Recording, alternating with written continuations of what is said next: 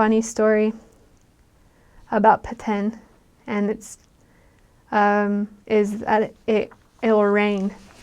Like, you can tell when it will rain too. The sky will be clear. It'll be super hot. You'll be sweating the minute you walk out the door, and you're contacting.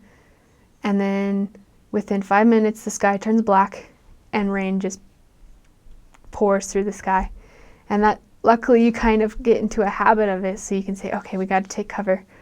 But when you're in the middle of nowhere and you have to take a bus to get back into town, and you can just see the rain coming, and you're like, oh crap.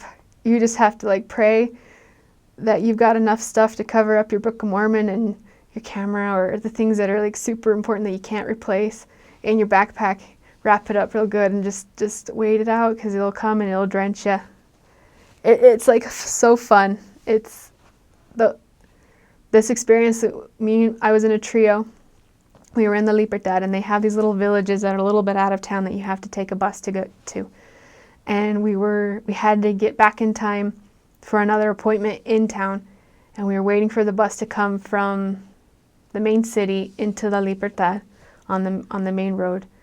And we could see we all saw the signs. It was super hot during in the morning, and little throughout after lunch, and we could see the clouds coming, and we're like, we're not going to make it. It's like, should we just have an appointment, contact somebody here and wait out the weather? But we couldn't find anybody. No one wanted us in. So we waited, and we could just see the water coming, like this wall just growing, and the bus was like inside it, so we would have been hit. And when we finally got onto the bus and then back to town, the streets were flooded, and we're like, oh, well, we're wet anyway. Let's just walk around in the stream of water that's the street. And it's funny because when those times happen and you have nowhere else to go, you don't want to go home, because then you're like, oh, well, the rain wins.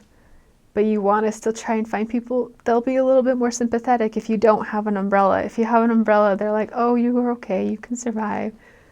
But if you don't have an umbrella, they're kind of like, oh, no, come in.